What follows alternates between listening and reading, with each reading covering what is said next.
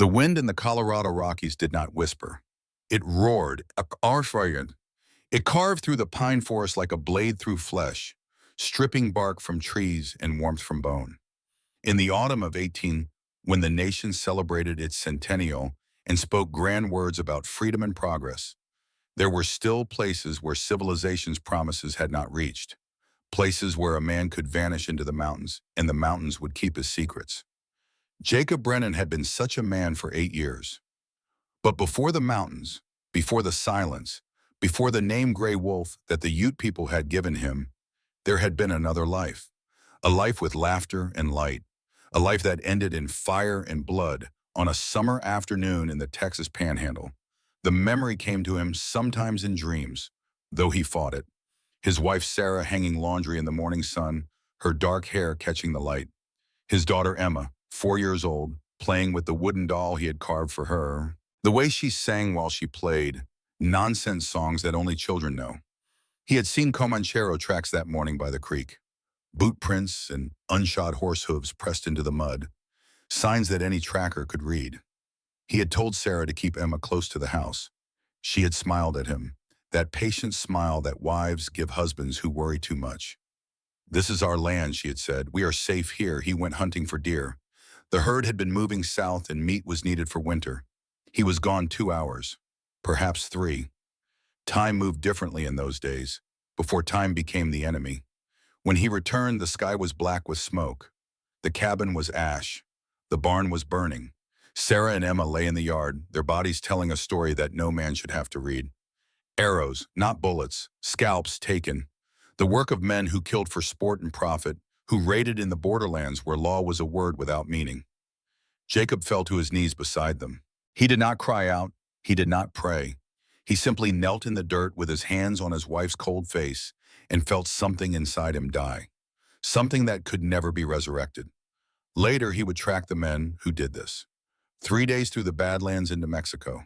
He would find their camp and kill 5 of them while they slept, drunk on mezcal and the money they had earned selling stolen women to the silver mines. He killed them efficiently, without rage, without satisfaction. He killed them the way a farmer butchers livestock. But it changed nothing. The dead stayed dead. The silent stayed silent. So Jacob Brennan walked away from Texas, away from his name, away from everything that reminded him of what he had lost. He walked north into Colorado territory and up into the mountains where the air was thin and clean and empty of human voices. For 8 years he lived alone, until the day the nun appeared in his trap line. The present arrived with the first snow of October. Jacob woke in his cabin before dawn, as he always did, to the sound of wind testing the log walls. He was 36 years old but looked older. His hair, once kept military short from his time as a Union Army scout, now hung past his shoulders, tied back with leather cord. His beard was thick and dark, streaked with premature gray. A scar curved across his forehead, the mark of a Ute arrow that had nearly killed him 7 years ago when he saved Chief Red Cloud from a grizzly bear. The cabin was a single room, 18 by 20 feet, built with his own hands from ponderosa pine. A stone fireplace dominated one wall. A sleeping loft occupied the space above the main room. It was sparse but functional. A place to survive, not to live. But Jacob was not entirely alone anymore. His nephew Sam, 16 years old and stubborn as creek ice, slept in the loft.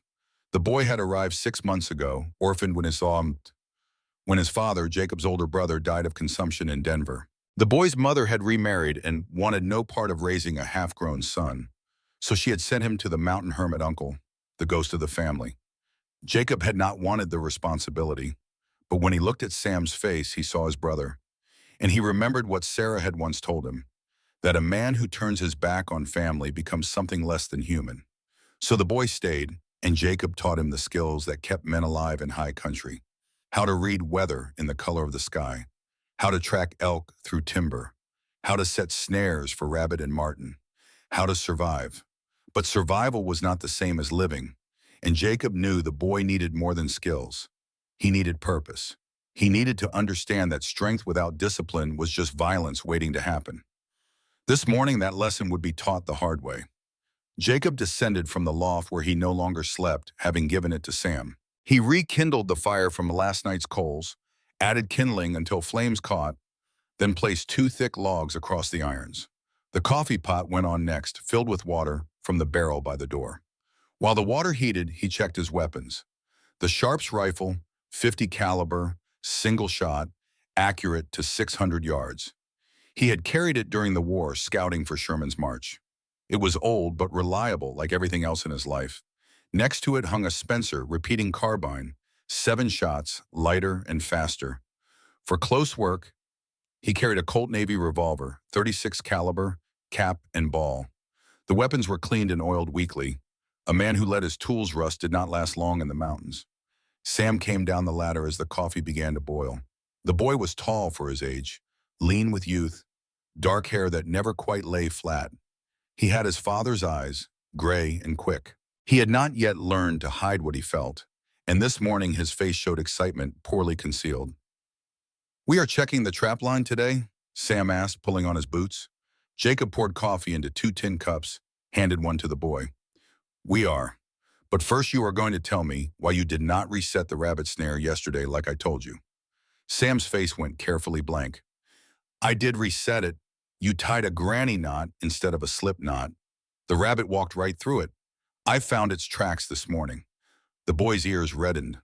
"I forgot which knot." "You forgot because you were not paying attention.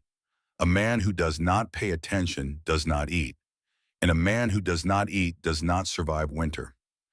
"It was just one rabbit." Jacob set his coffee down, fixed the boy with a look that had once made Confederate raiders reconsider their life choices. "Listen to me, Samuel. Your father died because he was careless. He worked sick because he thought he was stronger than disease. He was wrong. I will not stand over your grave because you thought you were smarter than the mountain. If I tell you to tie a knot, you tie it right. If I tell you to check your back trail, you check it. If I tell you the sky smells like snow, you believe me. Because up here, mistakes kill. Do you understand?" The boy looked at the floor. "Yes, sir." "Say it again. Look at me when you say it." Sam raised his eyes. "Yes, sir, I understand." "Good. Now drink your coffee and get your coat. We have work to do." They left the cabin as the sun broke over the eastern peaks, turning the snow-covered ridges to fire. The air was cold enough to burn lungs, thin enough to make lowlanders dizzy. But Jacob's lungs were mountain lungs now, adapted to altitude and exertion. Sam was still learning, his breath coming harder as they climbed the ridge behind the cabin. The trap line ran 3 miles in a rough circle through the forest. Snares for rabbit and marten, deadfalls for porcupine, steel traps for beaver near the creek. Jacob checked each one methodically, Sam following behind, trying to learn by watching. They were halfway through the circuit when Jacob stopped. Sam nearly walked into his back. "What is it?" Jacob pointed at the ground. "Fresh tracks, boot prints, not moccasins, coming from the south. Heading toward the cabin." "How old?" Jacob knelt, examined the edges of the print where snow had melted slightly from body heat. 2 hours, maybe 3. Single person, walking slow, stumbling. Could be a prospector. Lost. In October, after the first snow. Jacob stood, followed the tracks with his eyes. No prospector with sense would be up here now. And look at the gait. Long stride, but the left foot is dragging. Someone hurt or exhausted. Should we help them? Jacob was silent for a long moment, remembering what Sarah had said. A man who turns his back. Finally, he nodded. "We follow the tracks. But carefully. Keep your rifle ready and your eyes open." They moved through the timber, following the trail. The tracks told a story of desperation. Whoever walked here had fallen multiple times, had stopped to rest against trees, had bled onto the snow in small, dark drops. Then Jacob saw something that made him freeze. At the base of a massive spruce tree, half covered in fresh powder, lay a figure in black. A woman. Jacob approached with his rifle up, checking the surrounding forest first. No other tracks, no ambush. Just the woman, collapsed in the snow like a broken doll. "Uncle," Sam breathed. "It is a nun." The boy was right. The woman wore the black habit of a Catholic sister, though it was torn and filthy. Her feet were bare, blue with cold. Her hands clutched something to her chest. a leather-bound book. Jacob knelt beside her, pressed 2 fingers to her neck. Faint pulse, shallow breathing. She was alive, but barely. Sam, check her for wounds. The boy knelt on the other side, began examining her with the careful hands Jacob had taught him. No gunshot wounds, no broken bones I can feel. But her feet, Uncle, they are frozen. We have to get her warm.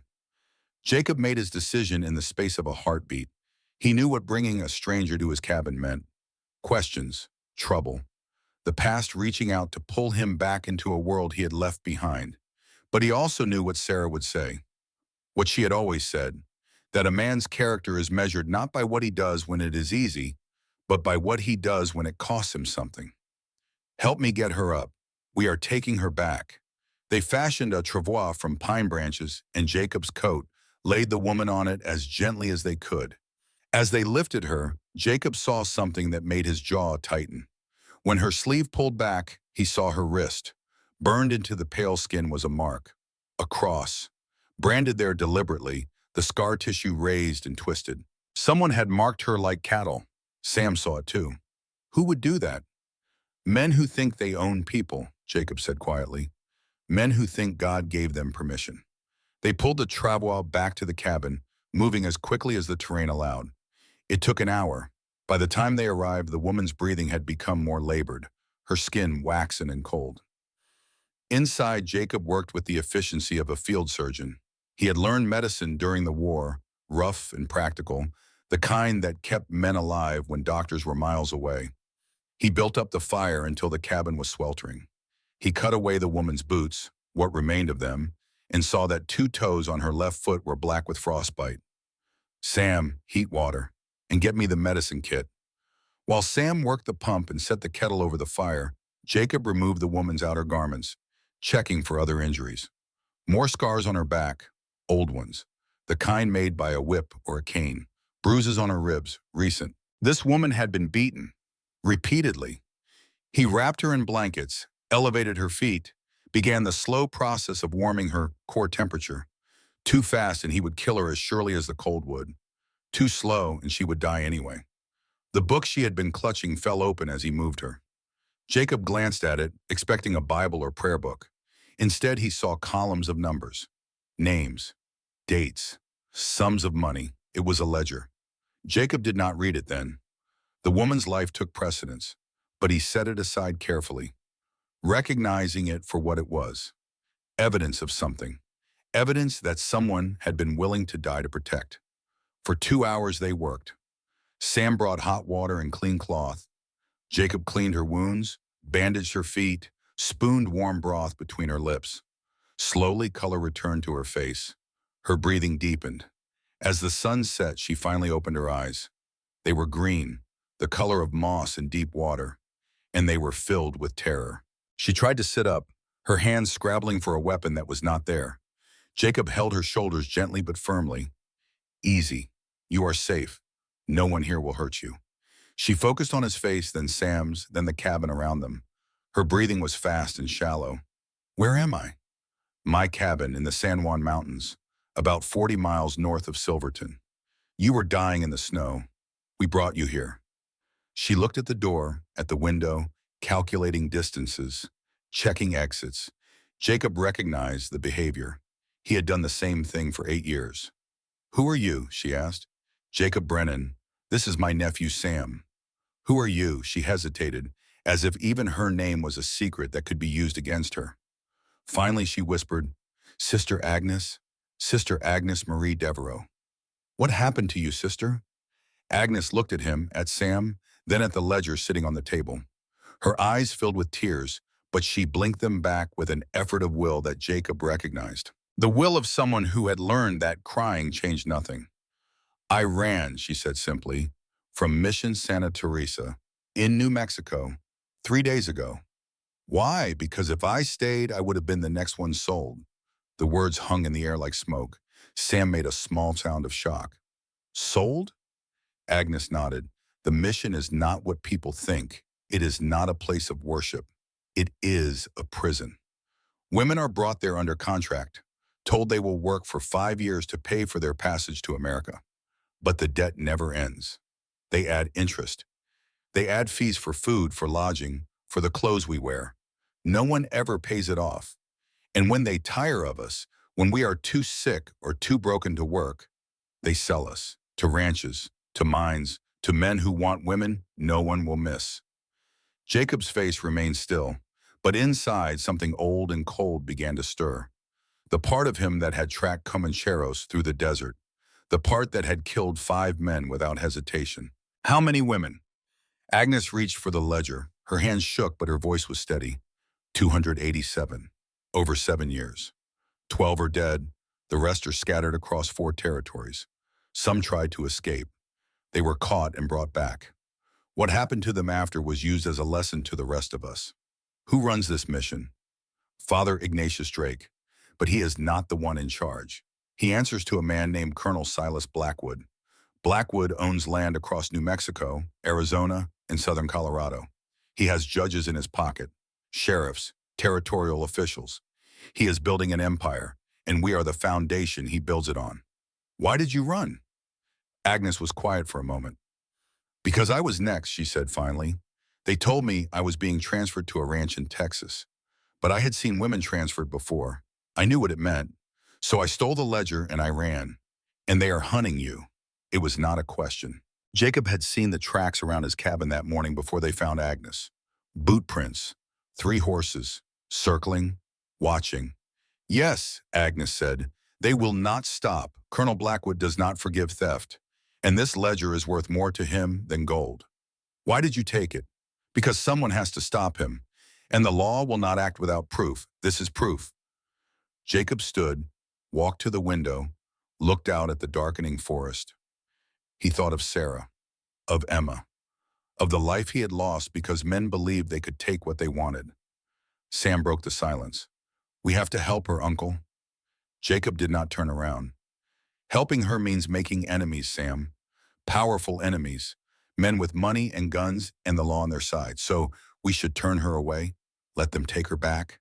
Jacob closed his eyes. No, we do not turn her away. Then what do we do? Jacob finally turned, looked at Agnes. She was watching him with those green eyes, waiting to see what kind of man he was.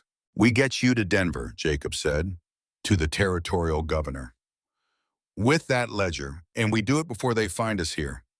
They will find us, Agnes said quietly. They are already here. I saw them this afternoon before I collapsed. 3 men, watching your cabin from the ridge. Jacob felt the old familiar sensation, the tightening in his gut that meant violence was coming. How do you know? Because one of them is Cain McAllister, and Cain never loses a trail. Who is Cain McAllister? Agnes's face went pale. He is the man Blackwood sends when he wants someone brought back alive, or when he wants them to wish they were dead. As if summoned by her words, there came a knock at the door. 3 sharp raps. Deliberate, mocking. Jacob motioned for Sam and Agnes to move to the back of the cabin. He picked up his Sharps rifle, checked the load, then opened the door 6 inches. Not enough to invite entry, enough to see who stood outside. 3 men on horseback. The one in front sat with the casual confidence of a man who believed himself untouchable. Half his face was scarred by old burns, the skin twisted and shiny in the failing light. He smiled when he saw Jacob, showing teeth that were too white, too perfect. Evening, friend. The man's voice was smooth, educated, the voice of someone who had once been a gentleman. Name is Cain McAllister. These are my associates, Virgil Cass and Dutch Keller. We are looking for someone. Jacob's face remained blank. You are on private land. State your business. Cain's smile widened. A runaway from Mission Santa Teresa, young woman, dark hair, goes by the name Sister Agnes. We have reason to believe she passed through this area. You seen her? No. Cain studied Jacob's face, looking for the lie. Funny thing, I saw tracks this morning, 2 sets coming back to this cabin.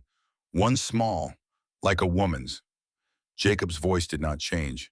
That was my nephew. He is 16 but does not eat much. Virgil Cass, a thin man with dead eyes, pointed toward the cabin. That looks like a nun's habit, hanging on your drying line. Jacob glanced where Virgil pointed. The torn black cloth fluttered in the wind. Found a body 2 days back. Wolves got to her. took the clothes to trade with the Ute for pelts. Kane's smile never wavered, but something flickered in his eyes. You are lying, mountain man. I can smell a lay like I can smell a woman's fear. Jacob met his gaze without flinching. Believe what you want. Now get off my land before I make you. For a moment, the air was electric with potential violence. Kane's hand drifted toward the revolver at his hip. Jacob's finger tightened on the trigger of the sharps. Then Kane laughed. It was a sound without humor. All right, friend, we will go. But winter is coming, and you will have to come down from this mountain eventually. When you do, I will be waiting, and we will have this conversation again. He turned his horse, started to ride away. Then he stopped, looked back over his shoulder. One more thing. Colonel Blackwood offers a reward for information leading to the return of his property. $500. That is a lot of money for a man living in a shack. Think about it. They rode into the darkness, their horses' hooves crunching on frozen ground. Jacob closed the door, barred it, then leaned against the rough wood.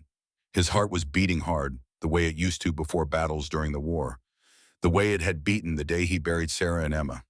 Sam came out from behind the woodpile where Jacob had told him to hide if shooting started. They knew.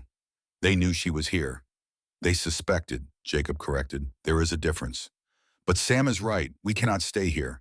They will come back with more men, and next time, they will not knock. Agnes had not moved. She sat on the bed, her face pale but composed. I should leave tonight. If I go, they will follow me. Oh. You will be safe. Jacob looked at her, this woman who had run barefoot through snow rather than accept slavery, who had stolen evidence to fight an empire, who was willing to walk back into danger to protect strangers. Too late for that, sister. They have seen this cabin. They know someone is here. If you leave now, they will track you and kill you before you make 5 miles. And then they will come back here to make sure we do not talk. So what do we do? Sam asked. Jacob walked to the wall, took down a map he had drawn himself over years of exploring the high country. He spread it on the table, traced a route with his finger. The valley trail to Denver is blocked. Kane will have men watching it. The only other way is through Ute territory, over Red Cloud Pass, then south through Blackwood's land. 80 miles, most of it above 10,000 feet, in late October. Agnes studied the map.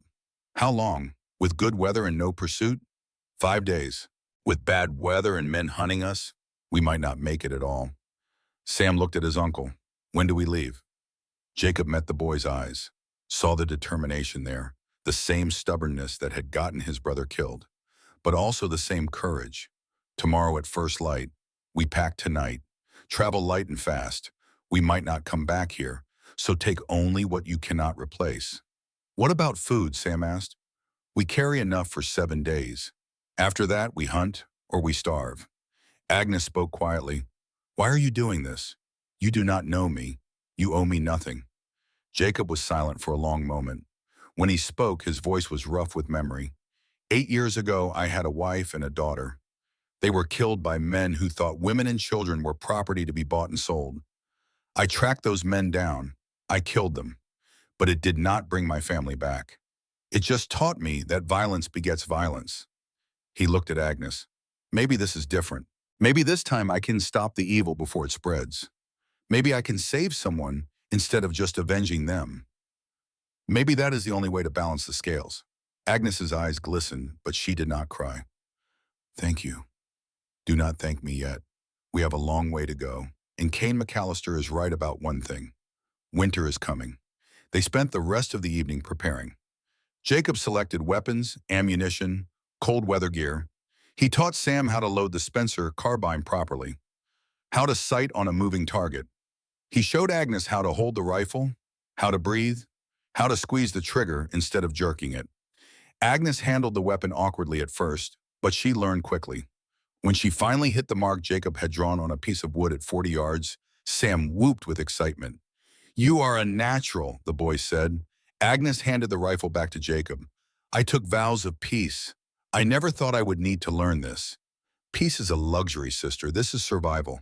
As night fell completely, they ate a simple meal of beans and cornbread. Jacob explained the route they would take. First to the Ute camp, where Chief Red Cloud would give them shelter and information. Then through the high passes before the next storm hit. Then the dangerous part, skirting Blackwood's land on their way to Denver. Why not go straight to the nearest town? Sam asked. Report to the sheriff there? Agnes shook her head. Sheriff Patterson is on Blackwood's payroll. So is the mayor of Silverton. So are half the territorial officials south of Denver. The only man with the power and the integrity to act is Governor John Rout. He is honest, and he is beyond Blackwood's reach. For now. The wind picked up as they finished eating, howling around the cabin like something alive and angry.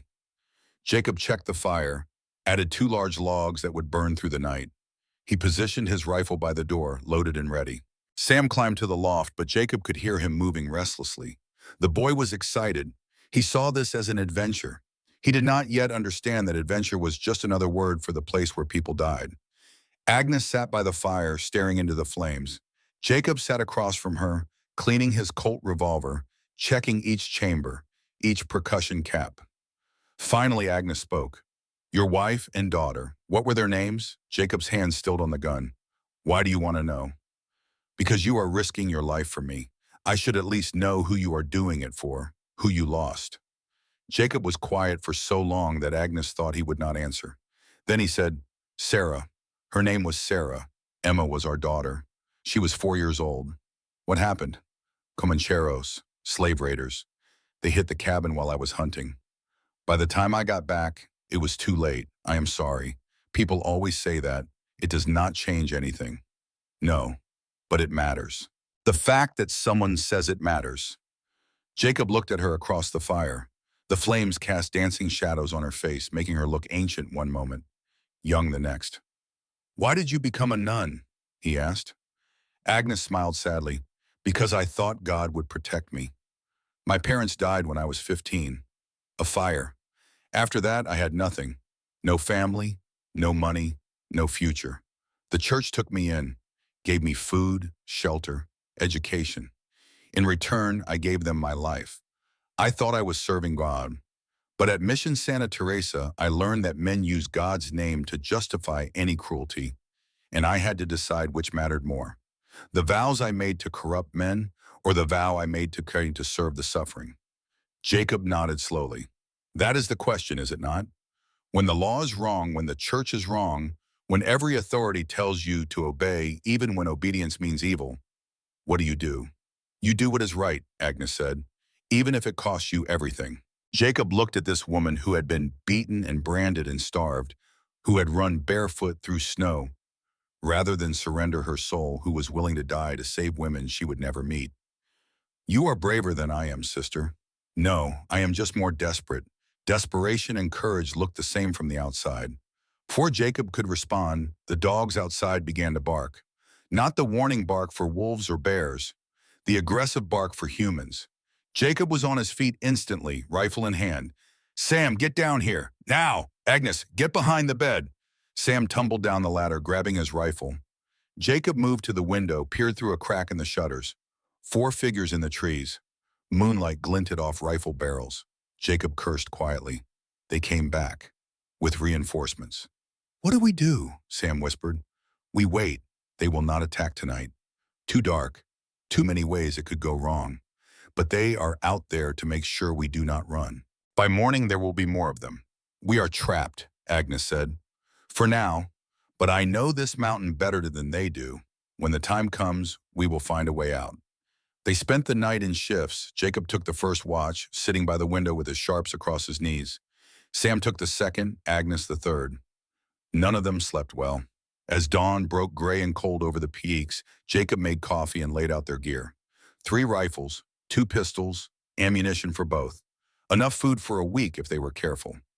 Warm clothes, blankets, fire-starting materials, a hatchet, rope, the essentials of mountain survival, and the ledger. Agnes wrapped it in oilcloth, then in leather, then tied it inside her coat where it would stay dry and close to her body. Jacob studied the forest through the window.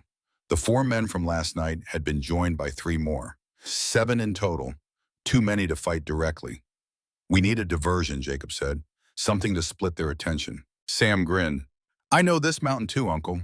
There is a deadfall on the north side. Big pile of widowmakers leaning against a cliff. If someone hit it right, It would come down like an avalanche. Jacob considered this. You could get to it without being seen? The boy nodded. There is a gully that runs most of the way. I could crawl it. It is dangerous. More dangerous than staying here? Jacob smiled grimly. All right, you go make noise. When they move to investigate, Agnes and I will slip out the south side and head for the Ute camp. You circle around and meet us at Widow Creek. You remember where that is? 3 miles downstream from the Beaver Dam. Good boy. Be careful. And Sam, if they catch you, you run. Do not fight. Just run. Understand? Sam's face was pale but determined. Yes, sir. They waited until the sun was fully up, until the men outside had relaxed slightly, confident in their numbers. Then Sam slipped out the back window, low and fast, disappearing into the timber. 20 minutes later, they heard it. A tremendous crash as several tons of deadwood came sliding down the mountain, taking rocks and snow with it. Shouts from outside, the sound of men running north. Now, Jacob said. He and Agnes went out the front door, moving south through the trees using every scrap of cover. Behind them, the cabin stood empty. Ahead of them lay 80 miles of winter mountains and men who wanted them dead. Jacob did not look back. There was no point. Either they would make it to Denver or they would die trying. But they would not surrender. Not to Cain McAllister, not to Colonel Blackwood, not to any man who thought he could own another human being. As they moved deeper into the forest, Jacob thought of Sarah, of Emma, of the promise he had made over their graves, that their deaths would mean something, that he would not let evil go unpunished again. Maybe this was his chance at redemption. Maybe by saving Agnes he could save himself, or maybe they would all die in the snow and no one would ever know they tried. But at least they tried. At least they chose to fight instead of hide. That had to count for something. The wind rose behind them, covering their tracks with fresh powder.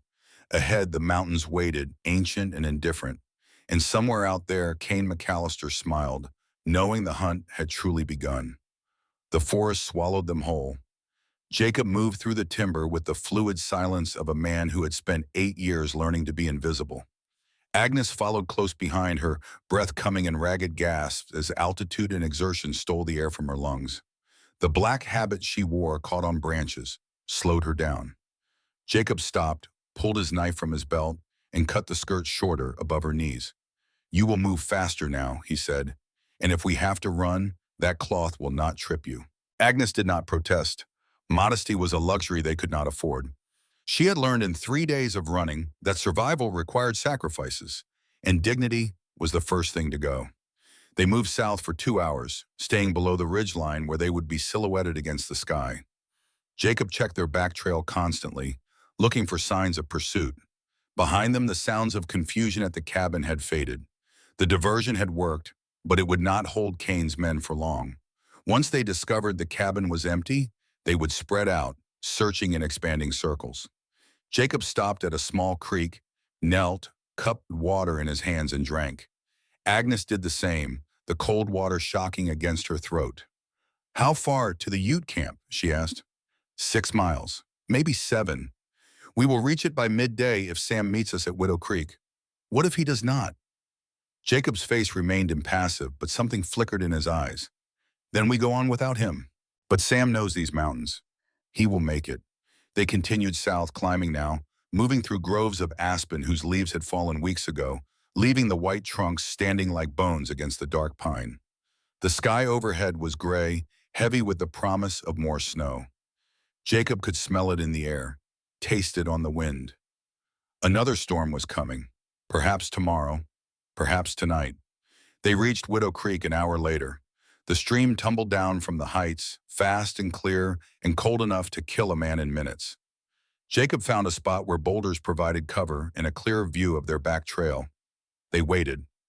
Agnes sat on a rock, wrapping her arms around herself for warmth. The coat Jacob had given her was too large, but it was lined with sheepskin and blocked the wind. Her feet, wrapped in bandages and stuffed into boots Sam had outgrown, throbbed with each heartbeat. 2 toes were certainly lost to frostbite. She would be lucky if that was all. Tell me about the Ute, she said, needing to fill the silence with something other than fear. Jacob kept his eyes on the forest. They are the original people of these mountains. Been here 1,000 years before we came. Most tribes got pushed onto reservations after the war, but Chief Red Cloud's band negotiated a treaty. They stay in the high country where whites do not want to live, and the government leaves them alone. Mostly. You trust him? I owe him my life. 7 years ago, a grizzly caught me in the open, tore my face open before I could get a shot off. Red Cloud and his warriors heard the noise, came running. They killed the bear and carried me back to their camp. Their medicine woman stitched me up. I stayed with them through that winter, learned their language, their ways. When I left, Red Cloud gave me a name. Grey Wolf. He said I was a man who lived between two worlds, belonging to neither. That sounds lonely. It is, but it is also free. Is freedom worth being alone? Jacob was quiet for a long moment. I used to think so. Now I do not know. Before Agnes could respond, a low whistle came from the trees, and two short notes, one long.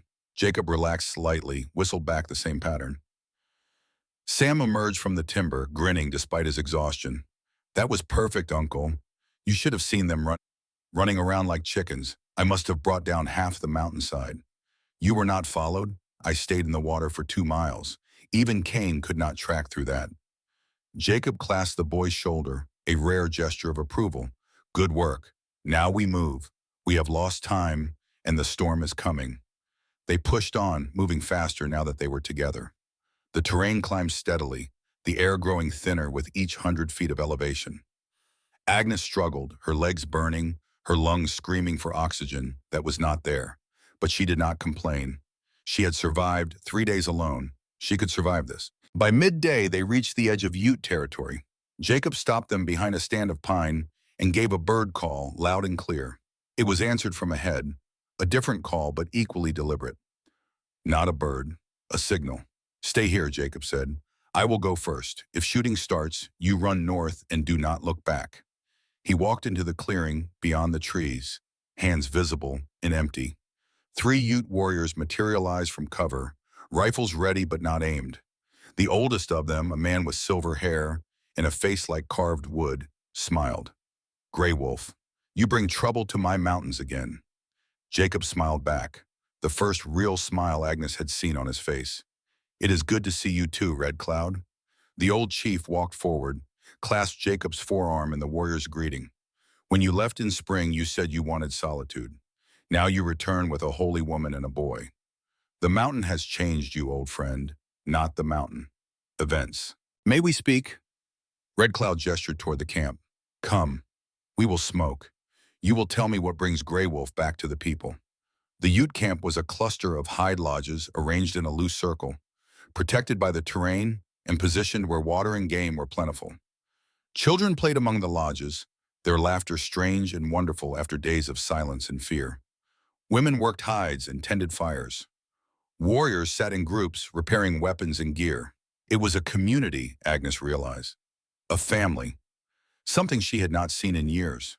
Red Cloud's lodge was larger than the others, decorated with painted symbols Agnes did not understand. Inside, a fire burned in a stone ring, the smoke drawn up and out through a hole in the roof. They sat in a circle, and Red Cloud produced a long pipe, packed it with tobacco and herbs, lit it with a coal from the fire. He drew smoke, exhaled slowly, then passed the pipe to Jacob. It is good tobacco, traded from the southern Cheyenne. They still remember the old ways. Jacob smoked, passed the pipe to Sam, who took a careful draw and tried not to cough.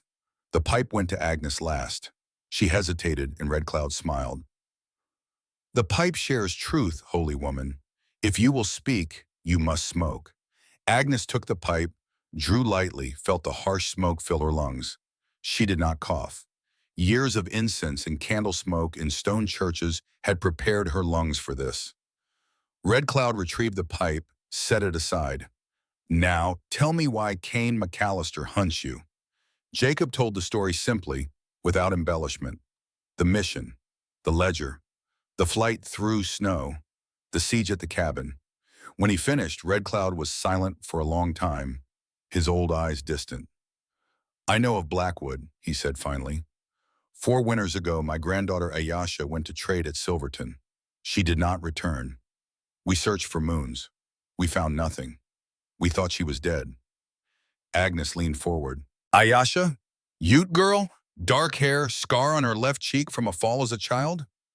Red Cloud's eyes snapped to her face. You know her? She is alive. Prisoner at Mission Santa Teresa. I tried to take her when I ran, but Father Drake locked her in the cellar. She was there when I left. Red Cloud's hands, which had been resting calmly in his lap, tightened into fists. Then you have given me a gift, holy woman. Knowledge that my blood still lives. And now I will give you a gift in return. Warriors to guide you, food for your journey, and information. What information? Red Cloud stood, walked to a bundle in the corner of the lodge, returned with a piece of paper. It was a wanted poster printed on cheap stock, the ink already fading. Agnes's face looked back at her, drawn from a description, recognizable but not accurate. $500 reward, Red Cloud said, for the return of stolen property. These papers appeared in every town from here to the New Mexico border 3 days ago. Blackwood is not just hunting you. He is making the whole territory hunt you. Jacob took the poster, studied it. $500 was more money than most men saw in a year. It would make every bounty hunter, every desperate prospector, every man with a gun and no morals into an enemy. There is more, Red Cloud continued. Blackwood is not just a slaver. He is building an army. Former Confederate soldiers, men who lost everything in the war and want revenge on the North. He has 50 men, all armed with new Winchester repeating rifles. He plans to take over the territorial government when Colorado becomes a state next year. He will install his own governor, his own judges. He will rebuild the Confederacy here in the West. That is treason, Sam said. Only if he loses, Red Cloud replied. If he wins, it is called a revolution. And Blackwood has been planning this for years. He has allies in every territory, senators in Washington who sympathize with the Southern cause, generals in the Army who look the other way. He is powerful, Grey Wolf, more powerful than you know. Jacob absorbed this information, his mind already calculating odds and angles. Then we cannot just take the ledger to Denver. We need federal help, the U.S. Marshal, the Department of Justice, maybe even the President. First, you must survive to reach Denver, Red Cloud said. And the path is not easy. The Valley Trail is watched. Your only route is through Blackwood's land. The Triple B Ranch, 40 miles of open ground where his riders patrol constantly. Is there another way? Red Cloud shook his head. Winter has closed the high passes. Snow is already 4 feet deep at Red Cloud Pass. Even if you could cross, it would take 10 days, and you do not have supplies for that. No, your only choice is to go through the belly of the beast, through Blackwood's ranch. That is suicide. Perhaps, but it is fast suicide instead of slow death by cold. And if you move at night, if you are careful, you might reach the eastern edge before they find you. Agnes spoke up. How many men at the ranch? 30, maybe 40, plus servants, plus the women held there before they are sold. If we are going into danger anyway, we should free them. All of them. Jacob turned to look at her. Sister, we are 3 people with rifles. They have 40 men in a fortified position. Even with Red Cloud's warriors helping, we would be slaughtered.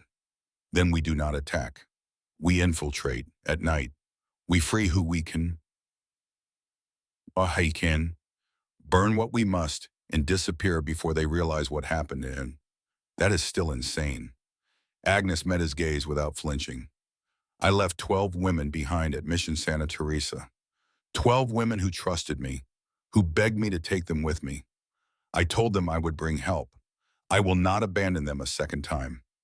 Jacob saw the determination in her eyes, the iron will that had carried her barefoot through winter. He recognized it because he had felt the same thing when he tracked Sarah's killers. The need to act, even if action meant death, because inaction was a worse kind of dying. Red Cloud, can you spare warriors?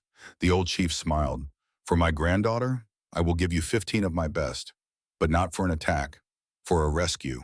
We go in quiet, we take our people back, and we leave Blackwood with nothing but ashes and shame.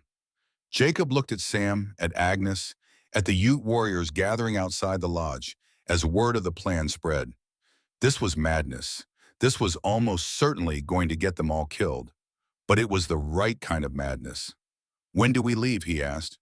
Tonight, Red Cloud said, under the new moon, when the darkness is a cloak and the spirits walk with the brave. They rested through the afternoon. The Ute women brought food, venison stew rich with wild onions and root vegetables. Agnes ate until her stomach hurt, storing calories against the hard days ahead. Sam cleaned weapons, checked ammunition, tried to hide his nervousness behind activity. Jacob sat with Red Cloud, planning the assault. The old chief sketched a map in the dirt with a stick, showing the layout of the Triple B Ranch. Main house here, barracks for the men east of the house, stables and corrals south, armory north. The women are kept in a separate building behind the main house. 20 of them, maybe more, guarded by 2 men at all times. How do you know all this? Red Cloud smiled. Because I have been watching Blackwood for 4 years, waiting for the right moment to strike. You have given me that moment. As the sun set, the warriors prepared. They stripped to breechclouts and leggings despite the cold, their bodies painted with symbols Agnes did not recognize. Each carried a rifle, a knife, a tomahawk. Some carried bows as well for silent kills in the dark. Agnes watched them prepare and felt a strange mixture of awe and horror. These men were going to kill for her, to die for her perhaps. She wanted to tell them not to, wanted to say that her life was not worth theirs. But she knew they would not listen. This was not about her anymore. It was about Ayasha, about justice, about the ancient law that said a man protects his tribe, and anyone who takes from the tribe must answer for it. Jacob approached her as darkness fell. He had stripped off his buckskin coat and wore only a wool shirt and canvas pants. His rifle was freshly oiled, his ammunition belt heavy with cartridges. You stay with Red Cloud's wife during the attack, he said. You will be safe in the camp. Agnes shook her head. I am going with you. Sister, this is not your fight. You are wrong. This is exactly my fight. Those women in that building are my sisters, not in the religious sense, but in every way that matters. I cannot hide while others take the risks I should be taking. You will slow us down. Then I will keep up. But I will not stay behind. Jacob studied her face in the firelight. He saw no fear there, only resolve. Finally, he nodded. All right, but you follow my orders. If I tell you to run, you run. If I tell you to hide, you hide. Understood? Understood. Jacob turned to Sam. The boy was checking his rifle for the 10th time, his hands shaking slightly. Jacob put a hand on his shoulder. You are scared. That is good. Fear keeps you sharp. But do not let it control you. When the shooting starts, you remember your training. Aim small. Breathe, squeeze. Do not think, just react. I will not let you down, Uncle. I know, but listen to me. If something happens to me tonight, if I fall, you take Sister Agnes and you run. You get her to Denver. You give that ledger to the governor. You finish this. Can you do that? Sam's eyes filled with tears, but he blinked them back. Yes, sir. But nothing is going to happen to you. Jacob smiled. Maybe not, but I need to know you can do it anyway. For Sarah, for Emma, for all the people who did not get a second chance. Sam nodded, unable to speak. They left the Ute camp an hour after full dark. 15 warriors, Jacob, Agnes, Oem, and Red Cloud himself, who declared he was too old to miss this fight. They moved south in single file, each person walking in the footsteps of the one ahead, minimizing the trail they left. The night was cold and clear, the stars so bright they cast faint shadows. No moon, perfect conditions for a raid. They traveled in silence, speaking only in hand signals, moving like ghosts through the forest. After 3 hours, they reached the edge of Blackwood's land. Below them, in a valley that had been cleared of trees, stood the Triple B Ranch. It was built like a southern plantation, a white 2-story house with columns and wide verandas. Around it clustered the outbuildings, dark shapes against darker ground. Lamplight glowed in some of the windows. Red Cloud pointed out the targets. Women's quarters there, 2 guards at the door, barracks there, 30 men, but most will be asleep. We set fire to the barracks first. Men run out, we pick them off. While they are confused, we hit the women's quarters. Free everyone, then we disappear before they can organize. What about Blackwood himself, Jacob asked. If we see him, we kill him. But the women are the priority. We do not lose anyone trying to settle scores. Understood? The warriors nodded. Agnes gripped her Spencer rifle, her palms sweating despite the cold. Jacob looked at Sam. You and 2 warriors will set the fires. Agnes and I will cover you. When the men come out, you run. Do not stay to fight. Just run back to the tree line. Understood? Yes, sir. Red Cloud raised his hand. It is time. May the spirits guide our aim and protect the innocent. They moved down the slope using every scrap of cover, every shadow. Jacob's heart hammered in his chest, the old familiar sensation of impending violence. He had not felt this alive in 8 years. Sam and 2 warriors, carrying bundles of oil-soaked rags, crept toward the barracks. Agnes and Jacob positioned themselves at the edge of the clearing, rifles ready. Red Cloud and the other warriors spread out in a loose arc, creating a killing zone. They waited. Minutes felt like hours. Jacob could hear his own heartbeat, could smell the pine resin and horse manure and the distant scent of wood smoke from the fireplaces.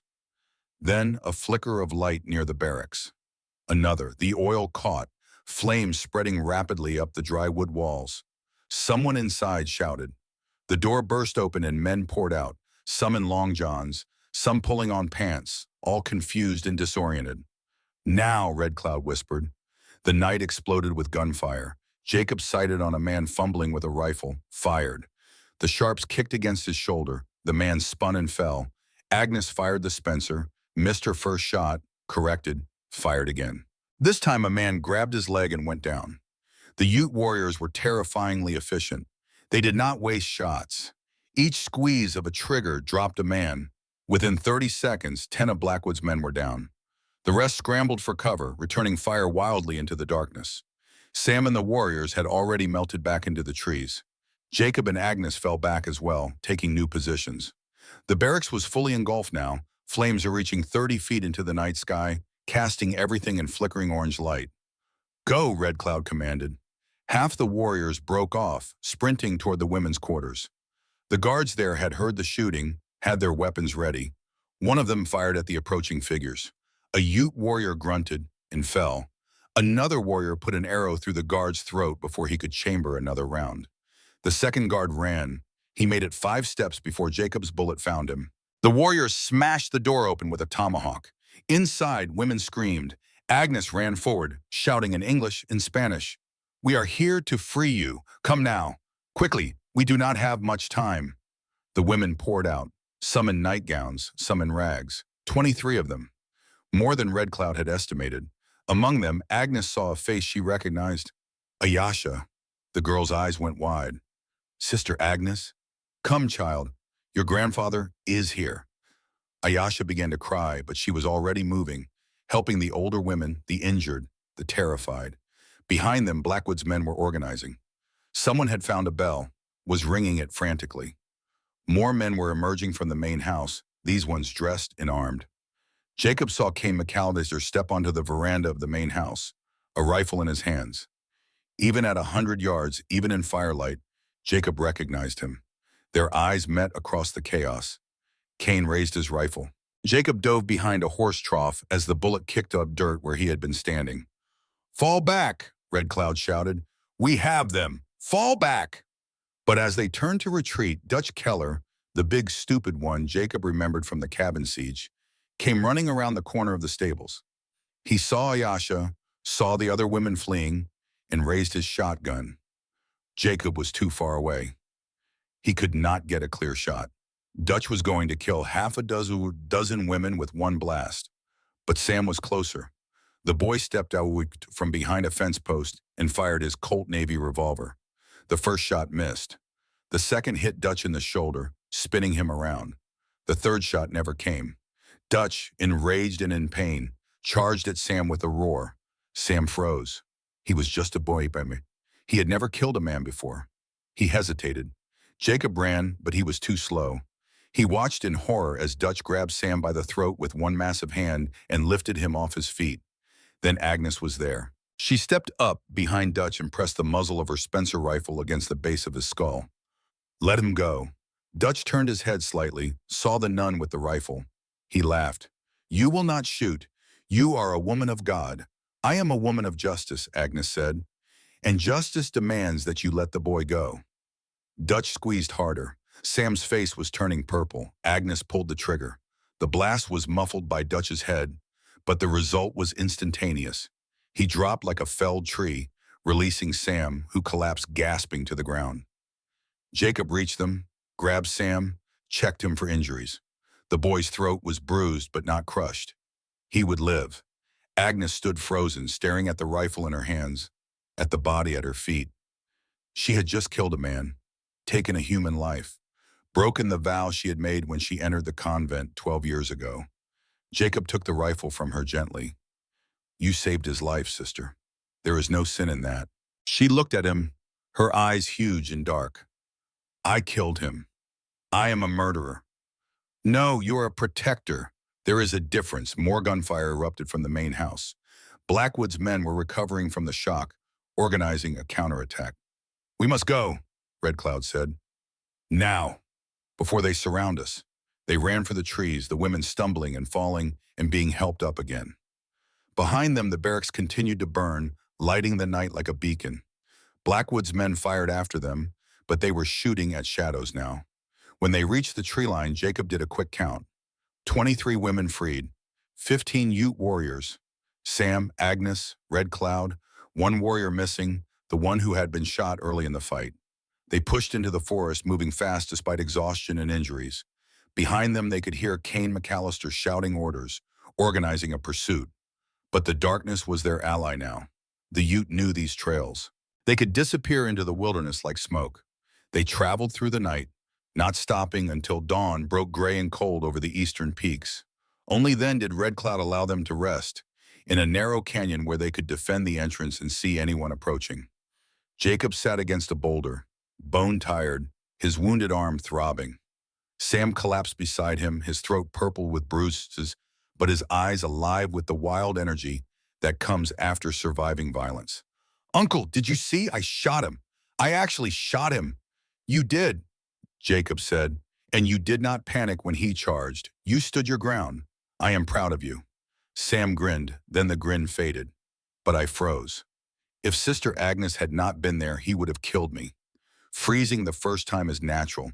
The important thing is you learned. Next time you will not freeze." "There is going to be a next time?" Jacob looked at the women huddled together for warmth, at Ayasha in her grandfather's arms, at Agnes sitting apart from the group, her rosary beads wrapped around her hands. "Yes," Jacob said quietly, "there will be a next time, because this is not over. We hurt Blackwood tonight, made him look weak. He will come after us harder than ever. What do? We get these women to safety. Then we finish what we started." Agnes approached them, moving stiffly. Her face was pale, her eyes red. Jacob stood, concerned. "Sister, are you injured?" She shook her head. "I prayed for forgiveness, for taking that man's life. But no forgiveness came. I feel nothing. No absolution, no peace, just emptiness." Jacob put a hand on her shoulder. "The emptiness is normal. I felt it after I killed Sarah's murderers. It is the soul's way of protecting itself from the weight of what we have done. The peace will come later, or it will not. Either way, you did what you had to do, and Sam is alive because of it. That has to count for something." "Does it?" Agnes asked. "Does the end justify the means? Is that not what Blackwood believes, that his goals justify any cruelty?" "No. The difference is intent. Blackwood kills for profit and power. You killed to protect the innocent. Intent matters, sister. It has to matter. Otherwise, nothing separates us from the monsters." Agnes looked at Sam, at the boy who would be dead if she had hesitated. Finally, she nodded. "You are right. Intent matters. But that does not make the weight any lighter. It will never be light. But you are strong enough to carry it." They rested through the morning. The Ute women prepared food, tended the freed captives, treated injuries. Ayasha stayed close to Red Cloud, clinging to him like a child despite being 18 years old. Red Cloud approached Jacob as the sun climbed toward noon. "We cannot stay here long. Kane will be tracking us. And he has 40 men now. We are outnumbered. How far to Denver?" 60 miles, 3 days hard travel with this many people. Some of the women are sick. Weak. They will slow us down. Then we need a rear guard, someone to delay Kane's pursuit." Red Cloud smiled grimly. You volunteer for this, Grey Wolf? I am the one Cain wants. If I show myself, draw him after me, the rest of you can escape. That is suicide. Maybe. But it gives everyone else a chance. Before Red Cloud could argue, Sam spoke up. I will go with him. No, Jacob said flatly. I am not a child anymore, Uncle. You said so yourself. If this is a suicide mission, you need someone to watch your back. And I am the best shot here besides you. Jacob looked at the boy, saw not a child but a young man, saw himself at that age, full of courage and stupidity in equal measure. He wanted to refuse, wanted to order Sam to go with the others, to stay safe. But Sam was right. He was not a child, and Jacob could not protect him forever. All right, Jacob said, but you follow my orders. No heroics. We delay them, we do not fight them, understood? Yes, sir. Weakness had been listening. I am coming too. Sister, this is not your fight. You keep saying that. And I keep telling you that you are wrong.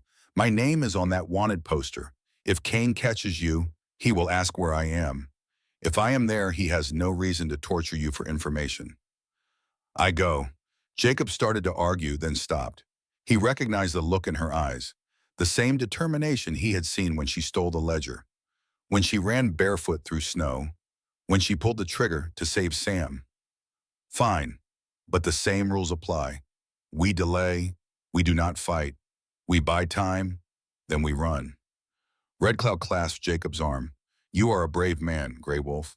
When this is done, when the women are safe, we will sing songs of what you did here. Do not sing them yet. We might not survive to hear them. They spent an hour preparing. Red Cloud and the warriors would take the women northeast, moving fast, using game trails that horses could not follow. They would reach Denver in 3 days, deliver the women and the ledger to the governor.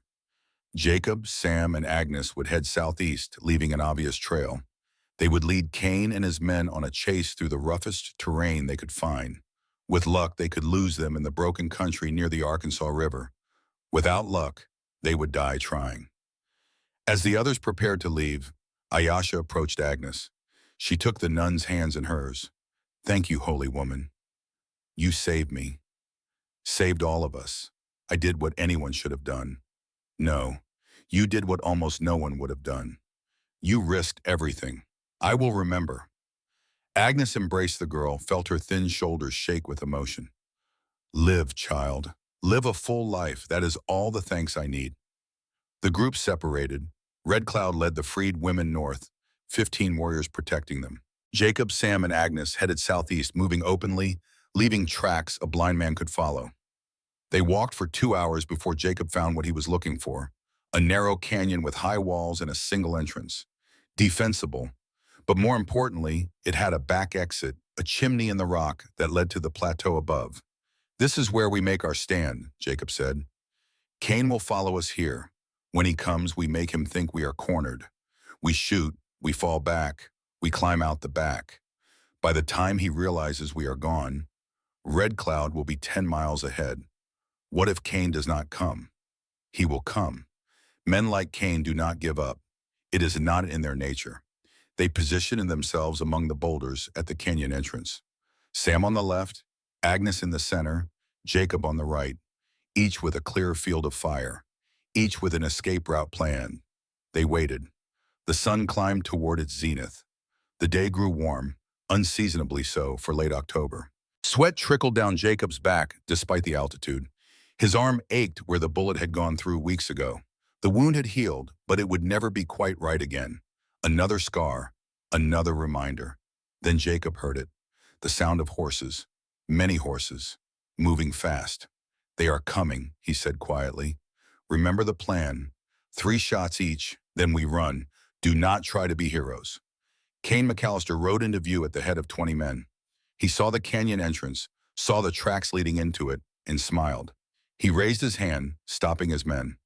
Mountain man, he called out, I know you are in there, and I know you have the nun with you. Send her out, and we will let you and the boy go free. Jacob did not respond. He sighted down the sharps, waiting. All right, Cain continued, we will do this the hard way. Boys, when I give the word, you ride in there and drag them out. Try not to kill the nun. Colonel Blackwood wants her alive. The others, well, accidents happen. Cain's men spread out, preparing to charge. Jacob tensed, his finger on the trigger. Then a voice echoed from the canyon walls. Cain McAllister. It was Agnes. She stood up, clearly visible, her rifle at her side. I am Sister Agnes Devereaux. I am the one you want. Let them go. Take me. End this. No, Jacob hissed. Sister, get down. But Agnes ignored him. She walked forward, toward the canyon entrance, toward Cain and his 20 men. Jacob cursed, started to rise. Sam grabbed his arm. Uncle, look at Cain's men. They are not moving. Jacob looked. Sam was right. Cain's men sat their horses, but they were not preparing to charge. They were staring at Agnes, at the nun walking fearlessly toward death, and something in their faces had changed. Cain saw it too. He raised his revolver, aimed it at Agnes. Woman, you stop right there or I will shoot you where you stand. Agnes kept walking. Then shoot. Because I will not stop. I will not run. I will not hide. You want me? Take me. But know this, every man here will see what you are. A coward who shoots an unarmed woman. A monster who serves a bigger monster. When you face judgment, when you stand before God and account for your life, this moment will be there. And no amount of no sound of money will wash away that stain. She was 20 feet from Cain now. 15? 10. Cain's hands shook. Sister, I am warning you, and I am warning you. You can kill me, but you cannot stop what I started. The ledger is already on its way to Denver. The governor will see it. The marshal will act. Your Colonel Blackwood's empire is already crumbling. Killing me changes nothing except your soul. 5 feet. Agnes stood directly in front of Cain's horse, looking up at him with those green eyes, fearless and fierce. Cain stared at her. His finger tightened on the trigger. Then he lowered the gun. Get out of here, he said quietly. Take your men and go, before I change my mind. Agnes did not move. Why? Cain's scarred face twisted. Because I am tired, sister. Tired of killing, tired of hunting, tired of serving a man who sees people as property. I was a soldier once. I fought for something I believed in. But this is not soldiering. This is just cruelty, and I am done with it. He turned to his men. Anyone who wants to ride with me back to Blackwood, you are free to go. Anyone who wants to ride away, do that. But I am finished. 3 men rode forward, staying with Cain. The rest turned their horses and rode in different directions, scattering like leaves in wind. Cain looked at Agnes one more time. I hope your God is more forgiving than mine, sister, because I have done things that no prayer can wash clean. Then he rode away, heading south back toward the Triple B Ranch and whatever future awaited him there. Agnes stood in the empty canyon entrance, shaking from adrenaline and fear she had refused to show. Jacob and Sam ran to her. Sister, that was the bravest, most foolish thing I have ever seen. Agnes smiled weakly. I prefer to think of it as faithful. You could have been killed, but I was not, and now Cain is gone. We are free. They stood together in the afternoon sun, 3 people who had survived against impossible odds. Behind them lay a burning ranch and freed captives. Ahead lay Denver in the hope of justice. But the journey was not over. Colonel Silas Blackwood still lived, and men like Blackwood did not surrender power easily. The final reckoning was yet to come. Denver rose from the plains like a promise half kept. The city had grown since Jacob last saw it, 8 years ago, when it was still a rough mining camp with delusions of civilization. Now it sprawled along the South Platte River, brick buildings replacing canvas tents, electric lights glowing in the windows of hotels and saloons. The railroad had come, bringing money and people, and all the complications that followed progress. Jacob, Sam, and Agnes approached from the west as the sun set on their 5th day of travel. They were exhausted, filthy, and hungry. But they were alive, and they had won. Red Cloud and the freed women had reached Denver 2 days earlier, going straight to the territorial governor with the ledger and their testimonies. Word had spread quickly. By the time Jacob's group arrived, the city was buzzing with news of the slavery ring, the raid on the Triple B Ranch, the nun who had brought down an empire. They found Red Cloud waiting for them outside the governor's mansion, a grand 3-story building that seemed absurdly ornate after weeks in the wilderness. The old Ute chief embraced Jacob in the warrior's grip. The women are safe, Red Cloud said. All of them. The governor has arranged housing, medical care, food. Ayasha sends her gratitude. She says you are her hero. Agnes did the hard part. I just followed. Red Cloud smiled. A good leader knows when to follow. The governor wants to see you, all of you. There is much to discuss. Governor John Rout was a compact man in his early 40s with iron gray hair and eyes that missed nothing. He received them in his office, a room lined with law books and maps of the expanding territory. With him was a tall man in a dark suit, weathered face, a silver star pinned to his vest. U.S. Marshal. The marshal stepped forward, extended his hand to Jacob. James Bridger, I have been investigating Blackwood's operation for 2 years. You just handed me enough evidence to hang him and everyone in his organization. Where is Blackwood now? Jacob asked. Still at his ranch. Holed up with what remains of his men, maybe 15 soldiers left. Kane McAllister rode into our office 3 days ago in Leadville. Came alone, unarmed, and surrendered himself. Said he was done running from what he had become. He is in custody now, cooperating with our investigation. His testimony about Blackwood's operation will help secure convictions for the others. So did most of the hired guns when they heard federal marshals were coming. Blackwood is trapped and he knows it. When do you move against him? Tomorrow at dawn, I have 30 deputies plus a company of cavalry from Fort Logan. He can surrender or die. Those are his only options. Governor Rout spoke up, his voice measured and careful. Mr. Brennan, Sister Agnes, what you have done is extraordinary. You have exposed a criminal enterprise that reached into the highest levels of territorial government. Judge Horace Turnbull was arrested this morning in his chambers. Sheriff Patterson and 6 other officials are already in custody. You have saved hundreds of lives and struck a blow for justice that will be remembered for generations. Agnes sat in a chair that seemed too large for her, still wearing the torn habit and Jacob's oversized coat. We did not do it for glory, Governor. We did it because it was right. I know. And that makes it all the more remarkable. Rout paused, choosing his words carefully. However, there is a complication. Colonel Blackwood has influential friends, senators in Washington, investors in New York, men who profited from his operation without dirtying their own hands. They are already pressuring the Justice Department to go easy on him, to accept a plea bargain, prison instead of hanging. Jacob's jaw tightened. He enslaved hundreds of women, planned to overthrow the territorial government. That is treason. You do not plea bargain treason. I agree, but I am a territorial governor. I have limited power. Marshal Bridger has more. But even he answers to Washington. What we need is public outcry, citizens demanding justice. And for that, we need you to testify, to tell your story before a grand jury.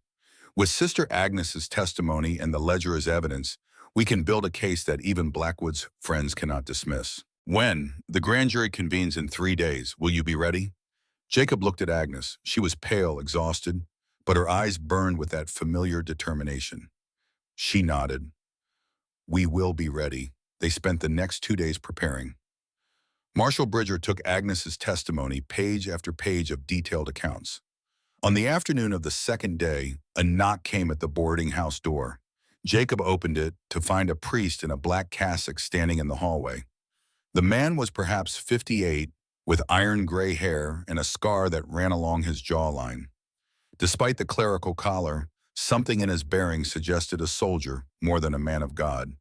Father Thomas O'Malley, the man said, extending a weathered hand, former chaplain with the 5th Iowa Infantry during the war. I served at Shiloh, Vicksburg, and Atlanta. Now I minister at Fort Logan. Jacob shook his hand cautiously. What brings you here, Father? O'Malley glanced past Jacob to where Agnes sat at the table, surrounded by documents. I heard about your case from Marshal Bridger. I have evidence that might strengthen your testimony. Letters between Father Drake and 3 bishops in Santa Fe, detailing the trafficking arrangement. Financial records showing payments from Blackwood to church officials. I have been investigating this corruption quietly for 2 years.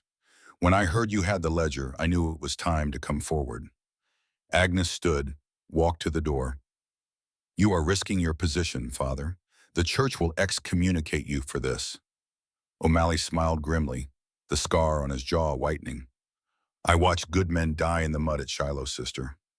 I carried their bodies and heard their final prayers. After that, I learned that some sins cannot be forgiven through silence. If standing with you cost me my collar, then it is a price worth paying. Jacob stepped aside, allowing the priest to enter. Come in, Father. Any friend of justice is welcome here. Names, dates, transactions. The ledger was examined by accountants who confirmed its authenticity. The freedwomen gave statements, each one adding another weight to the scale of justice. Jacob and Sam testified about the raid, about the firefight, about Cain McAllister's surprising moment of conscience. Father Thomas O'Malley, the Army chaplain turned priest, arrived from Fort Logan with his own evidence of corruption within the church hierarchy. And through it all, news spread. Newspapers ran front-page stories. The Rocky Mount News called Agnes the avenging angel of the Rockies. The Denver Tribune published excerpts from the ledger, naming names, exposing the full scope of the conspiracy. By the time the grand jury convened, the city was ready for blood. The courthouse was packed. Every seat filled, people standing in the aisles, pressing against the walls. Jacob sat in the front row beside Sam, watching as Agnes took the stand. She wore a simple gray dress borrowed from the governor's wife, her hair pulled back severely, her hands folded in her lap. She looked small and fragile, but when she spoke, her voice carried to the back of the room. She told them everything. The mission, the contracts that were really indentures, the women who died, the marks burned into flesh, the ledger that documented it all. She spoke without emotion, just facts laid out like stones, building a wall of undeniable truth. When she finished, the room was silent. Then someone in the gallery began to clap.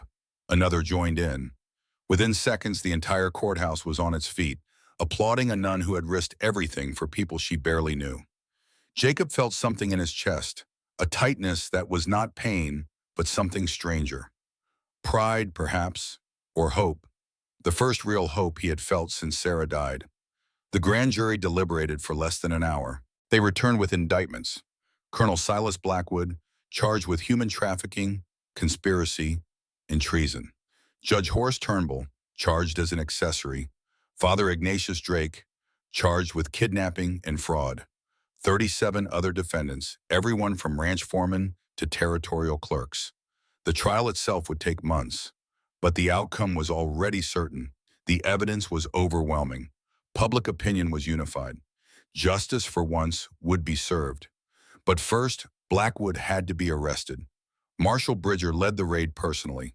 30 marshals, 50 cavalry troopers, moving out before dawn on a cold November morning. Jacob rode with them, having convinced Bridger that he knew the terrain better than any of the deputies. Sam wanted to come as well, but Jacob refused. The boy had seen enough violence. It was time for him to start healing. Agnes insisted on coming. Not to fight, she said, but to bear witness. To see the end of what she had started. Bridger tried to dissuade her, but she was immovable. Finally, he relented, assigning 2 marshals to protect her at all times. They reached the Triple B Ranch as the sun broke over the eastern plains, turning the sky the color of blood. The main house still stood, but the barracks Jacob and the Ute had burned was a blackened ruin. Armed men patrolled the perimeter, but they looked nervous, trapped. Bridger raised a white flag, rode forward alone. Jacob watched from the tree line, his sharps rifle ready. The marshal stopped 50 yards from the main house and called out in a voice trained to carry across battlefields. Colonel Silas Blackwood, this is United States Marshal James Bridger. You are under federal arrest. Come out peacefully and you will be treated with dignity. Resist and you will be destroyed. You have 5 minutes to decide. Silence. Then the front door opened and Blackwood stepped onto the veranda. Jacob had expected a monster. What he saw was a man. Tall, silver-haired, wearing a Confederate officer's coat despite the war being over for 11 years. He moved with the bearing of someone who had never doubted his own righteousness, who believed until the end that he was the hero of his own story. Blackwood walked down the steps, alone and unarmed. His men stayed inside, weapons visible in the windows but not raised. He stopped 10 feet from Bridger, looked around at the marshals and soldiers surrounding his property, and smiled. Marshal Bridger, you have been busy. Step forward, Colonel. Put your hands behind your back. Blackwood complied, allowing himself to be shackled. As the irons closed around his wrists, he spoke quietly. You think this changes anything? I built a system. Systems do not die with one man, maybe not, but they bleed when you cut off the head. Blackwood's eyes found Agnes sitting on a horse behind the marshal line. His smile widened. Sister Agnes, the little nun who thought she could change the world. Did you know I admired you? Your courage, your determination. If you had been a man, I would have made you a general. Agnes urged her horse forward, ignoring the marshals who tried to stop her. She rode until she was face to face with Blackwood, looking down at him from the saddle. I do not want your admiration, Colonel. I want you to understand that what you built was not a system. It was a crime, and crimes end badly for criminals. Blackwood studied her face, searching for something. Fear, perhaps, or doubt. He found neither. You really believe that, do you not? That justice is real, that right triumphs over might. How wonderfully naive. I believe that good people, when they finally stand together, are stronger than evil people working alone. I believe that truth is a light that cannot be extinguished, only ignored.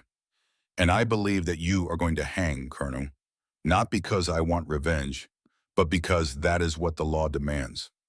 Blackwood's smile faded. Then let us see if your law is stronger than my friend's, sister. We are not done yet. Marshal Bridger pulled Blackwood toward a waiting wagon. The remaining men in the house emerged, hands raised, surrendering. It was over in less than an hour. No shots fired, no blood spilled. Just the quiet, inevitable triumph of law over chaos. As the wagon pulled away, carrying Blackwood toward Denver and his fate, Jacob rode up beside Agnes. She was staring at the main house, her face unreadable. What are you thinking? Jacob asked. That it feels empty. I thought I would feel triumph, justice served, but all I feel is tired. That is because justice is not the end of the story, sister. It is just the beginning of healing. And healing takes longer than fighting. They rode back to Denver, arriving to find the city in celebration. News of Blackwood's arrest had spread. People lined the streets, cheering the marshal and his deputies. Children threw flowers. Someone had hung a banner across Larimer Street that read "Justice for the Forgotten." But Jacob did not feel like celebrating. He felt hollowed out, the way he had after killing Sarah's murderers, empty and wondering if anything they had done truly mattered. Agnes seemed to feel the same. She dismounted in front of the governor's mansion and went inside without a word, seeking solitude. Sam found Jacob in the stable, unsaddling his horse. The boy looked worried. Uncle, what happens now? Now? Jacob ran a hand through his tangled hair. Now we testify at the trial, then we go home. Home to the cabin? If it is still standing, Cain's men might have burned it. What if they did? Then we build a new one. That is what men do, Sam. We build. We tear down when necessary. We build again. That is all there is. Sam was quiet for a moment. Uncle, I have been thinking. I do not want to hide on the mountain anymore. I want to help people, like you and Sister Agnes did. I want to be a U.S. Marshal. Jacob felt a surge of conflicting emotions. Pride that the boy wanted to serve, fear that it would get him killed. But he remembered his own words to Sam, that the boy was not a child anymore, that he had to let him choose his own path. Then that is what you should do. But not yet. First you finish growing, you learn to control that temper. You study law, strategy, how to think like the men you will hunt. Being a marshal is not just about being fast with a gun. It is about being smarter than the criminals. Can you do that? Sam nodded, determination in his young face. I can. I will make you proud. You already have, son. The trial began 2 weeks later and lasted 37 days. Jacob testified about the raid, about the women they freed, about Cain McAllister's crisis of conscience.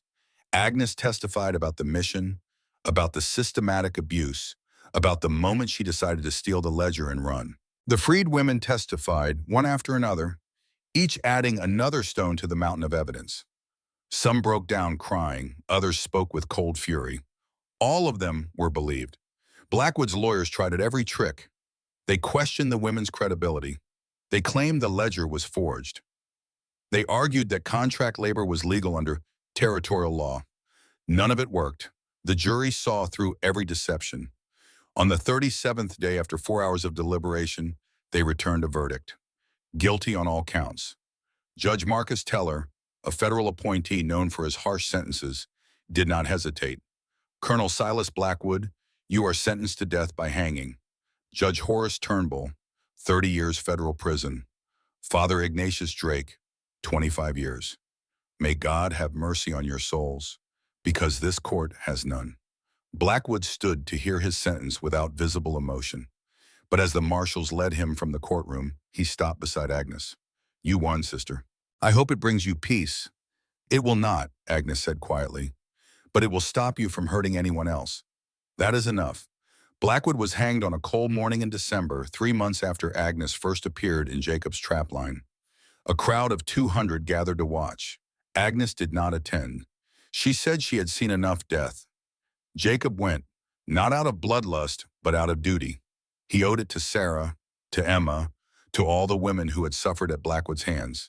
He needed to see that the man who built an empire on pain was held accountable. When the trapdoor opened and Blackwood fell, when the rope snapped taut and the body jerked and then went still, Jacob felt nothing. No satisfaction, no closure. Just the weary knowledge that one monster was dead, and somewhere, another was already rising to take his place. That was the nature of the world. Evil did not end. You just fought it where you stood and hoped the next generation would continue the fight. After the execution, Jacob returned to the small boarding house where he and Sam had been staying. He found Agnes in the parlor, staring out the window at the Denver streets. It is done, he said. Is it? She did not turn around. Blackwood is dead, but Drake will be released in 20 years. Turnbull in 30. They will be old men, but they will be alive. And the men who invested in Blackwood's operation, the senators and businessmen who profited from slavery, most of them were never charged. They are still out there, still powerful, still believing they can own people. You are right, we did not destroy the system. We just hurt it. Maybe that is all we could do. Agnes finally turned to face him. I have been thinking about leaving the order. Officially, I have already broken so many vows. Obedience, nonviolence, celibacy. Jacob raised an eyebrow at the last word but said nothing.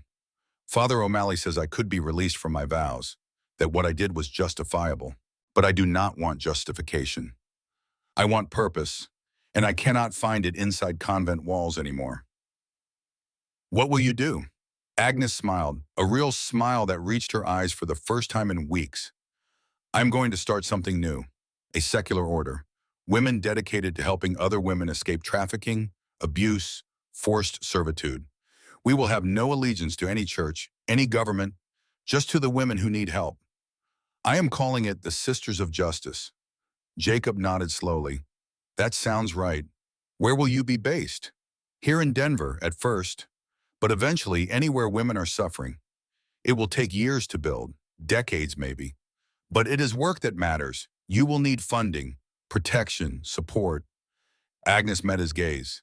I was hoping I could count on you for that. Not forever, but until we are established. Jacob thought of the cabin in the mountains, the solitude he had sought for 8 years, the silence that had been both refuge and prison. Then he thought of the last 3 months, the fear and the fighting and the strange, unexpected companionship of people who stood together against darkness. He realized he did not want to go back to being alone. I will help, he said, but I have a condition. Sam wants to be a marshal. He is too young now, but in a few years he will be ready. Will you help me train him, teach him law, ethics, how to think clearly when emotions are high? I can teach him to survive, but you can teach him to be just. Agnes held out her hand. Jacob took it, and they shook on the agreement.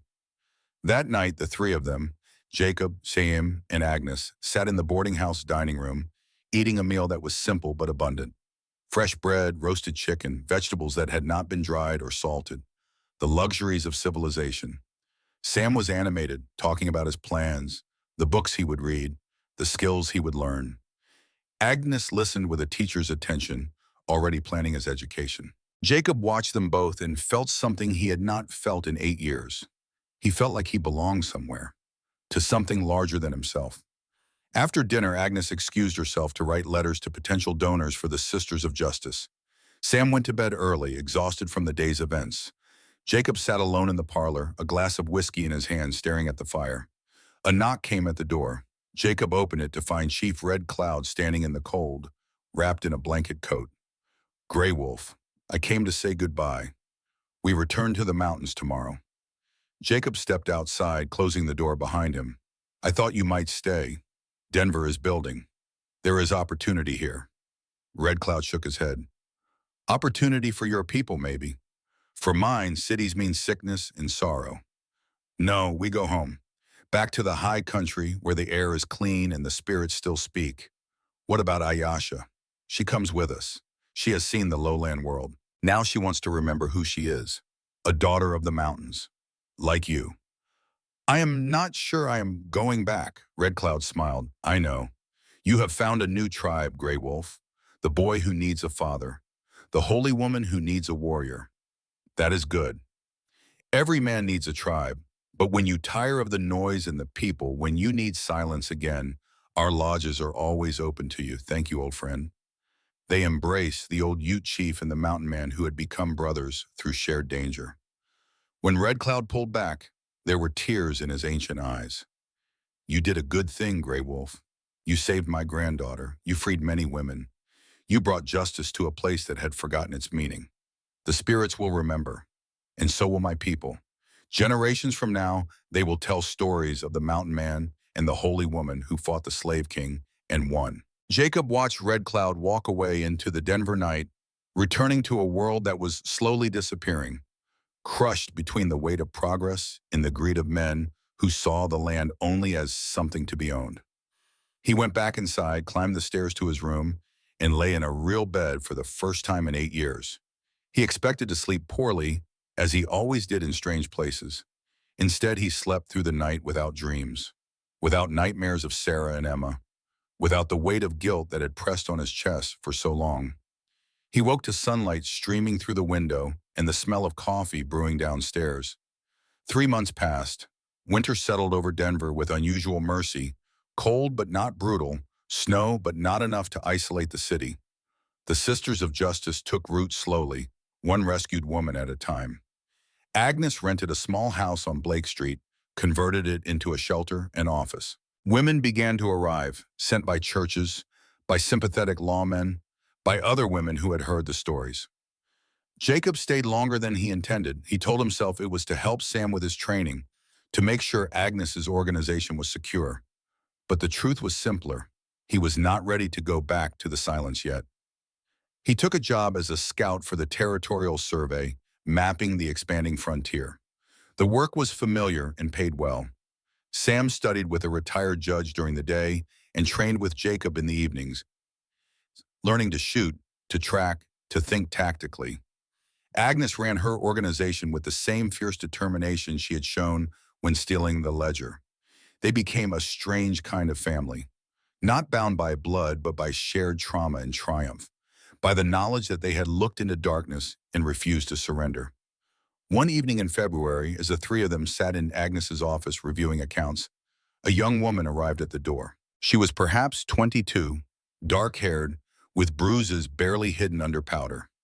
She carried a small bag and wore the desperate look of someone who had run out of options. Agnes welcomed her in, sat her by the fire, gave her tea and bread. The woman ate ravenously, then began to cry. Her name was Mary Kathleen Sullivan. She had escaped from Mission Santa Clara in Arizona Territory. They were hunting her. She had nowhere else to go. Agnes looked at Jacob, Jacob looked at Sam, and all three of them smiled. "We will help you," Agnes said. "That is what we do." Jacob stood, checked his rifle, began making preparations. Sam did the same, and Agnes opened her ledger, beginning to document another case, another rescue, another small victory in an endless war. Outside, snow began to fall. The city continued its expansion, pushing farther into the wilderness, bringing civilization and all its complications. But in the small house on Blake Street, three people who had found each other in darkness prepared to walk into it again. Because that was what they did now. That was their purpose. They stood for the ones who could not stand for themselves. They fought for the ones who had forgotten how to fight. And they did it not for glory or recognition, but because when you have been saved from darkness, the only decent thing to do is reach back and pull others out. That spring, Jacob did return to his cabin, but he did not go alone.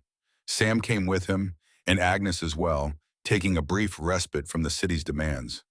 They found the cabin still standing, untouched by Kane's men or passing drifters. The mountains had kept it safe. They spent 2 weeks there, cleaning and repairing, adding a second room for visitors. Jacob taught Sam more advanced tracking techniques. Agnes collected herbs and learned which plants could be used for medicine. In the evenings, they sat by the fire and told stories, not of their ordeal, but of their plans for the future. Sam would spend 2 more years training, then apply to become a U.S. Marshal. Agnes would expand the Sisters of Justice to other cities, and Jacob would continue his work as a scout, traveling between the wilderness and civilization, never quite belonging to either, but needed by both.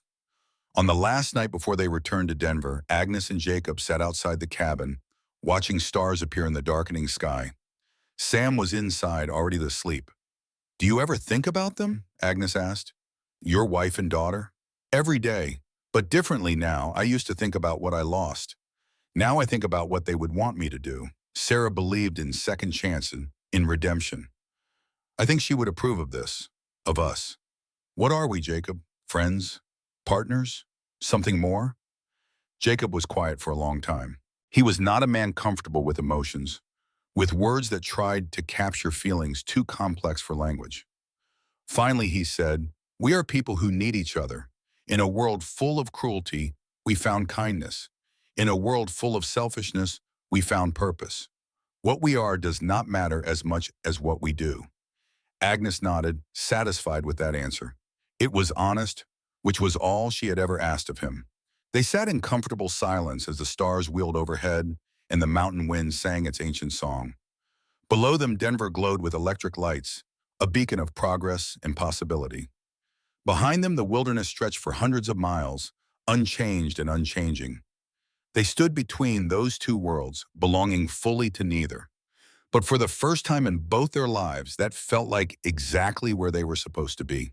Years later, when Jacob was 58 and his hair had gone fully gray and his body had accumulated too many injuries to count, a young reporter from the Rocky Mountain News came to interview him. The 10th anniversary of the Blackwood trial was approaching, and the newspaper wanted to commemorate it with a retrospective. The reporter, an earnest young man with spectacles and a notepad, asked the obvious questions. "What was it like to raid the Triple B ranch? Were you afraid? Do you consider yourself a hero?" Jacob, sitting on the porch of his cabin with his old dog at his feet, gave short answers. Yes, it was dangerous. Yes, he was afraid. No, he was not a hero. The reporter seemed disappointed. "But sir, you saved hundreds of lives. You brought down a criminal empire. How can you say you are not a hero?" Jacob looked out at the mountains, at the peaks he had known for nearly 30 years. "Because heroes are what people call you after the fact. During the events, you are just a man doing what needs to be done. And the real heroes were the women who survived, who rebuilt their lives after trauma, who refused to let what happened to them define who they became. I was just the one who opened the door. They were the ones who walked through it." "What about Sister Agnes?" The reporter consulted his notes.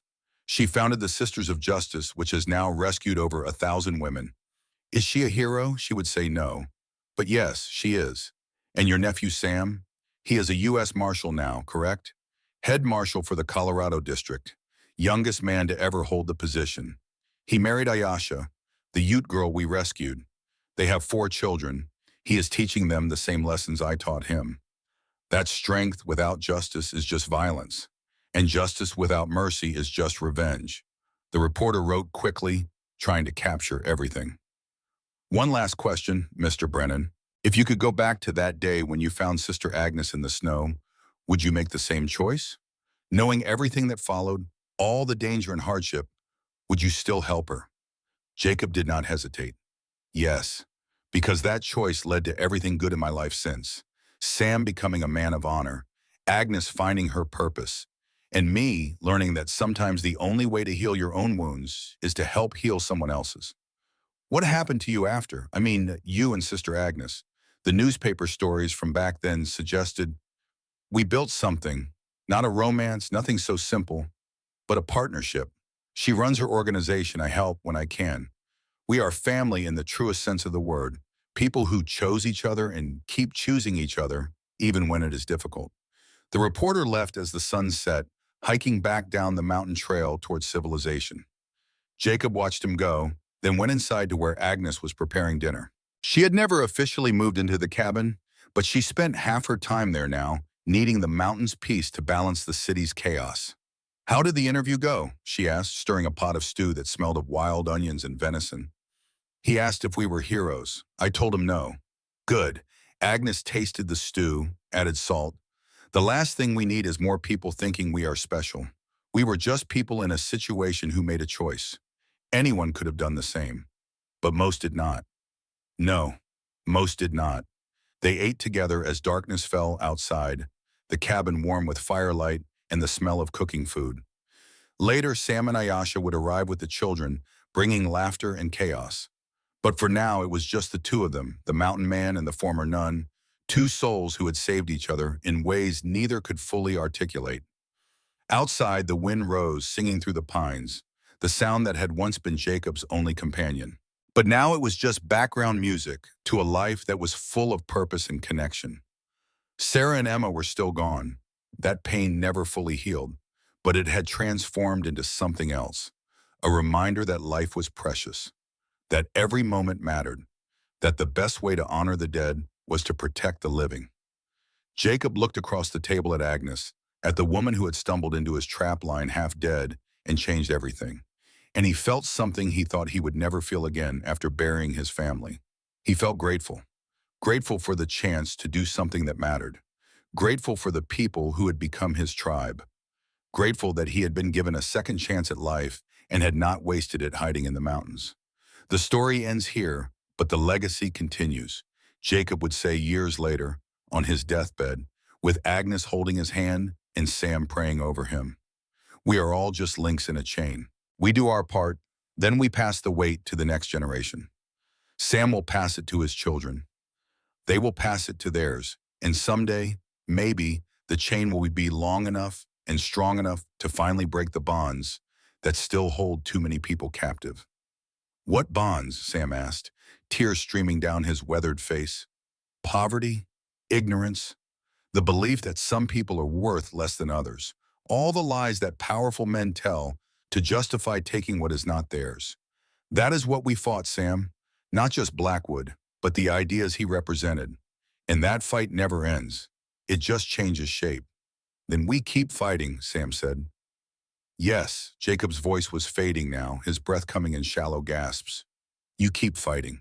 And you remember that strength without compassion is just cruelty. And compassion without strength is just wishful thinking. You need both, always both." He died that night, peacefully, with his family around him. Agnes lived another 12 years, long enough to see the Sisters of Justice expand to 20 cities, long enough to see the organization she founded rescue its 10,000th woman. When she died, they buried her next to Jacob on the mountain, in the shadow of the cabin they had shared. The headstones were simple, just names and dates. No grand epitaphs, no claims of heroism, but the people remembered. The women they saved told stories to their daughters. Those daughters told their daughters. The stories changed over time, became legend, became myth. But the core remained true. That once, in the hard years after the Civil War, when the West was still wild and justice was a fragile thing, a mountain man and a runaway nun stood against an empire built on human suffering. And they won. Not perfectly, not completely, but enough. Enough to matter, enough to change lives, enough to prove that courage and compassion, when combined with action, could move mountains. And that, in the end, was all any story needed to be. True in the ways that mattered, inspiring in the ways that changed people, and honest about the cost of standing up when it would have been easier to look away. The cabin still stands, preserved now as a historical site. Visitors come to see where the legend began. They walk through the rooms where Jacob and Agnes planned their raids. They stand on the porch where they sat and watch the sun set over the peaks. And if they are quiet, if they listen carefully, they can almost hear the wind carrying voices from the past. Voices that speak of justice and mercy, of sacrifice and redemption, of ordinary people who did extraordinary things simply because someone needed help and they were there to give it. That is the legacy. not carved in stone or cast in bronze, but alive in every person who chooses to stand up for someone who cannot stand for themselves, in every act of courage, no matter how small, in every refusal to accept that cruelty is inevitable or that one person cannot make a difference. Jacob and Agnes prove that one person can, and two people standing together can move the world. That lesson, more than any monument or memorial, is what endures. And it endures because it is true.